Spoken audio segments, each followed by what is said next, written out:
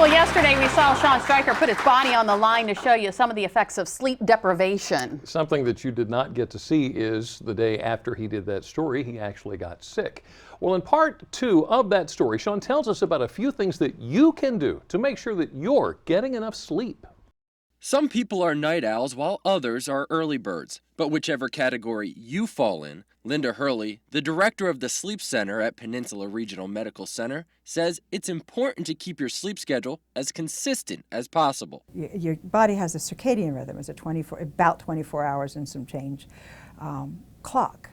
And some people naturally want to go to bed earlier and get up earlier, and some people want to go to bed a little bit later and get up a little bit later, but everybody's body clock is about the same. And if you vary things too much, it's just very confusing to your body's clock. It's like jet lag. If you go to bed at 2 o'clock in the morning on the weekends and get up at 11, Monday's going to be really hard. It's going to be like you just flew in from another time zone. And if you find yourself going to bed at the same time every night but are having trouble falling asleep, there are a couple things you may be doing that are preventing you from getting some shut-eye. One of the main things today is electronics, particularly with teenagers, but with everybody. I find that if I work late at night on the computer, it's 2 hours before I can fall asleep.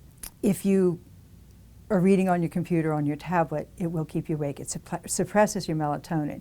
Evening, dim light naturally raises your melatonin, which is your body's natural sleep aid. Obviously, drinking caffeine close to bed can keep you up, but did you know eating a big meal before going to sleep may also be keeping you up? Because your body's busy digesting instead of sleeping, so you're not, even if you are sleeping, you're not getting the rest you need.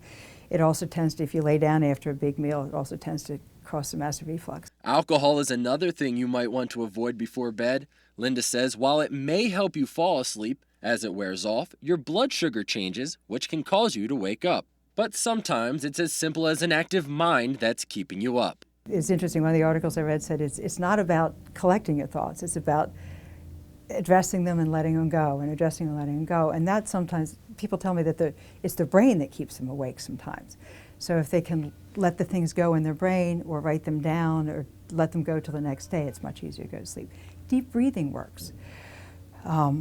It actually stimulates the vagal nerve that's at the base of your brain, and it physically slows your heart rate and your blood pressure. So if you breathe all the way in and all the way out very slowly, it helps you get to sleep. Now, believe it or not, falling asleep isn't the only thing that matters when it comes to feeling rested. How you wake up also plays a role. Light is very good. If there are alarm clocks that gradually add light to the room, so it will wake you up, it's like sunrise would wake you up. And that's particularly good for shift workers because it's fooling your brain into thinking that it's actually morning when it's really midnight. And when setting any alarm, Linda says it's best to avoid that snooze button. Don't use the snooze. Sleep, if you say, hey, I'll set my alarm for 6:30 because I really have to be out of bed at 7, better to get the good half hour in between and just get up when it goes off. But what it really comes down to is making sure your body gets all the sleep it needs. But getting enough sleep is the biggest key. So when you're waking up, you're not waking up in the middle of some really good sleep. And that will disorient you and make you feel not good.